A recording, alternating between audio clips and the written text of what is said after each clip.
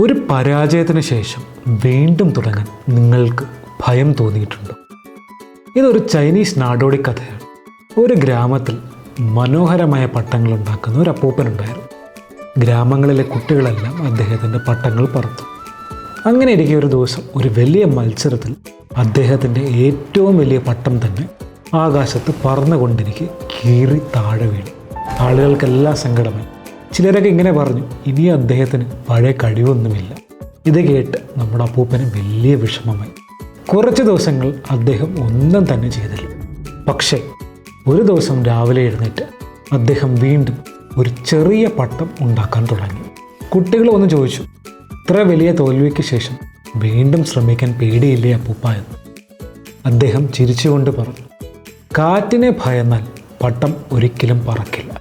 അവസാനം അദ്ദേഹം മുൻപത്തേക്കാൾ മനോഹരമായ പട്ടമുണ്ടാക്കി. അത് ഗ്രാമത്തിൽ ഏറ്റവും ഉയരത്തിൽ തന്നെ പറന്നു. അപ്പോഴാണ് കുട്ടികൾക്ക് അക്കാര്യം മനസ്സിലായത്. വീണ ശേഷം എഴുന്നേൽക്കാൻ കഴിയുന്നതാണ് വലിയ ധൈര്യം.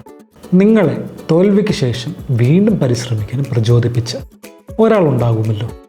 ആരാണ് ആ വ്യക്തി?